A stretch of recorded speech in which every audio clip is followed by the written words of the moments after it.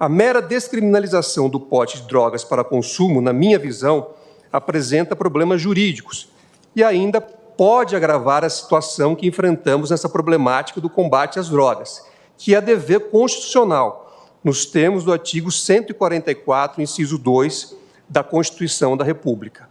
Não tenho dúvida de que os usuários de drogas são vítimas do tráfico e das organizações criminosas ligadas à exploração ilícita dessas substâncias. Mas se o Estado tem o dever de zelar pela saúde de todos, tal como previsto no artigo 196 da Constituição da República, a descriminalização, ainda que parcial, das drogas poderá contribuir ainda mais para o agravamento desse problema de saúde. Salve, progressistas, eu sou o Clayson. O que aconteceu agora recentemente com essas duas votações do Cristiano Zanin deixaram parte da esquerda e dos progressistas bem revoltados com o comportamento do Zanin.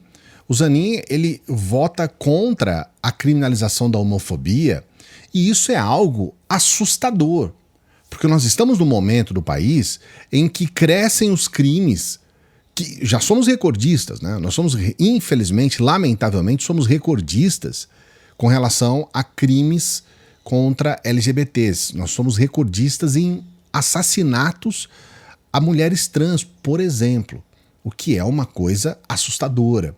Então, não criminalizar a homofobia é algo, do ponto de vista de uma pessoa que tem, não precisa ser de esquerda ou direita, uma pessoa que tem consciência do que é o nosso país, é algo assustador. E o Cristiano Zanin, ele toma uma atitude que é de um ultradireitista. Isso, obviamente, deixa as pessoas bem tristes e até decepcionadas. Ele também vota contra a descriminalização da maconha. Olha, eu acho que essa lei da descriminalização da maconha, ela tem um ponto positivo, que é o fato da gente não colocar na cadeia alguém que está com 2 baseados, entende? Esse é um ponto absurdo que nós estamos vendo no país. Pessoas que são pegas aí com uma quantidade pequena de maconha, vão para a cadeia, ficam mofando lá e somente os pobres, preto e pobre. Porque quem tem dinheiro paga um bom advogado e tira de lá. Ah, é usuário e tal, e vai tirar de lá. Então essa situação, ela tem esse ponto positivo. Mas ela tem pontos negativos também. A gente tem uma situação hoje que precisa ser colocada em debate, que é a regulamentação do cultivo e também, obviamente, do comércio. Porque o que vai acontecer é que, olha, se você pode ficar com 40 gramas de maconha e não vai ser preso, então os traficantes vão ficar no máximo com 40 gramas de maconha, vão traficar normalmente. Então nós temos essa situação que é uma situação que precisa ser colocada em reflexão. Por outro lado, nós temos outras situações. Países, por exemplo, eu estava conversando com a minha amiga Elisa do Canadá, e ela diz, olha, aqui no Canadá aconteceu o seguinte, houve a descriminalização, porém o tráfico continuou, porque a droga vendida pelo tráfico, a maconha vendida pelo tráfico, tem gente que não gosta que fala que a maconha é uma droga, né? Mas essa droga, ela é vendida mais barata pelo tráfico e as pessoas mais pobres acabam comprando mais barato do tráfico. Então o tráfico continua.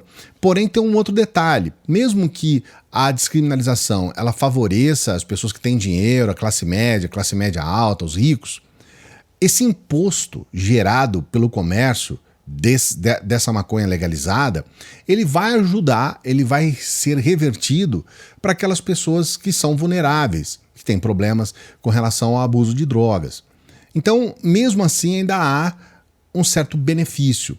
Então eu estou trazendo para você todo esse debate aqui para dizer que, olha, não é simplesmente você liberar e está tudo certo, até 40 gramas você não é traficante e está tudo certo. Existe um caminho, mas esse caminho ele tem que ser feito pelo Congresso. O Congresso tem que chegar à conclusão, e isso precisa ser urgente, mas a gente sabe que hoje nós temos um Congresso ultradireitista, é complicado, mas ele tem que chegar à conclusão que, olha, não tem como as coisas serem mantidas como estão. Tem que mudar. E descriminalizar, inclusive, o comércio e o cultivo é o ponto final para a gente começar a resolver as coisas aqui no país. Vai resolver tudo? Não. Mas pelo menos vai criar segurança para as pessoas, especialmente para as pessoas que querem consumir. E hoje nós temos uma quantidade, nós temos um recorde de consumo de maconha no Brasil. Então, muito provavelmente, você possa consumir maconha ou conhecer alguém que consome. e você sabe muito bem que muito provavelmente você não seja nenhum bandido e nem as pessoas que você conhece. Então não faz sentido, é uma coisa sem sentido. Do ponto de vista de um anarquista, que é o meu pensamento, eu sou a favor da liberação de todas as drogas. Eu sou a favor de liberação de crack, de cocaína, de heroína, do que for. Sou a favor da liberação. Claro, para maiores de 18 anos, isso é óbvio, né? Isso nem há debate sobre isso. Mas a gente sabe que esse é um caminho longo para chegar e há uma necessidade de uma mudança da cultura da nossa sociedade para a gente chegar nesse ponto. Até que a gente não chegue lá, pelo menos nós vamos equiparar a maconha ao álcool, que eu acho que o álcool é muito pior do que a maconha, é infinitamente pior em todos os aspectos, seja na questão de saúde. O álcool, a gente vê quantos acidentes provocados, né? Mortes, agressão e tudo mais. Ninguém fuma maconha e vai sair batendo nas pessoas. Então, essas questões todas precisam ser colocadas em debate. Por enquanto, acho que é uma vitória a gente ter tido o Zanin como voto vencido. E por último, essa situação do Zanin, especificamente que incomodou as pessoas, a mim, pelo menos, não surpreendeu em nada. O próprio Prerrogativas, que é um grupo de advogados progressistas, já tinha avisado a sociedade sobre o Zanin. Olha, o Zanin é um cara conservador. E, de fato, depois que a gente viu a conversa do Zanin com os senadores, especialmente com alguns senadores que a gente tem uma certa desconfiança, como a própria Damares, por exemplo, a gente percebeu que, opa, peraí, não é bem assim, né? Esse cara aí, ele conquistou conservadores por algum motivo. Pelo motivo dele ter se aberto com essas pessoas e mostrado qual é o pensamento dele, que é um pensamento conservador. A gente sabe que o Lula conhece muito bem o Zanin. Então o Lula, pelo que a gente pode, pelo menos, prever, ele não se surpreendeu tanto com essas atitudes do Zanin, porque o Lula sabe quem é o Zanin. O Zanin arrumava a cama do Lula quando o Lula estava preso. Conversavam constantemente. Passaram esse período por anos, esse período todo conversando.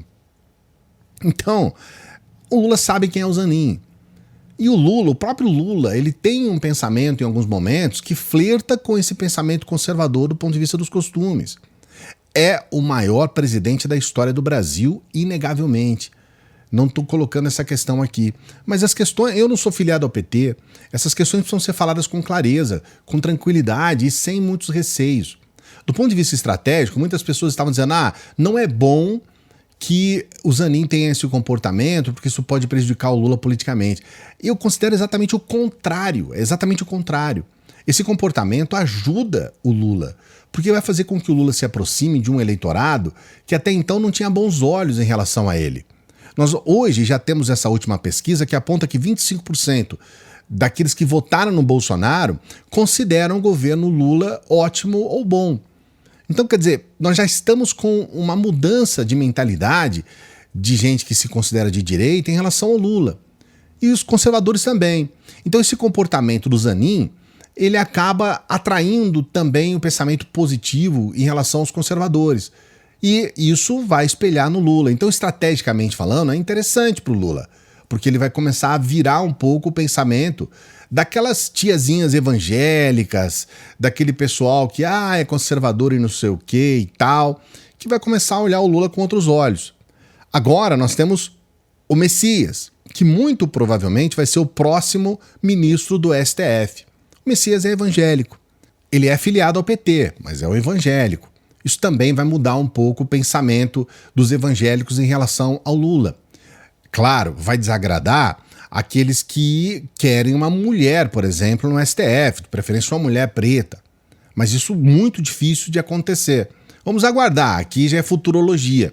A verdade é que tanto o Zanin quanto o possível Messias, um evangélico no STF, eles não vão alterar muito o pensamento da esquerda em relação ao Lula. Aquele que vota no Lula, que defende o governo PT, que defende o governo progressista, não vai deixar de apoiar o Lula por causa do Zanin, pode ter certeza disso. Mas tende a melhorar o pensamento daqueles que não votaram no Lula.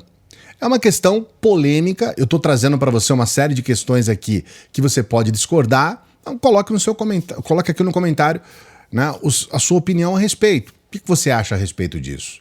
Eu quero saber. Coloque aqui no comentário, não se esqueça de dar o like no vídeo e se inscrever no canal. Dê o like. e se inscreva, porque nós estamos aqui na nossa meta agora dos 600 mil. Já chegamos ao 500 mil.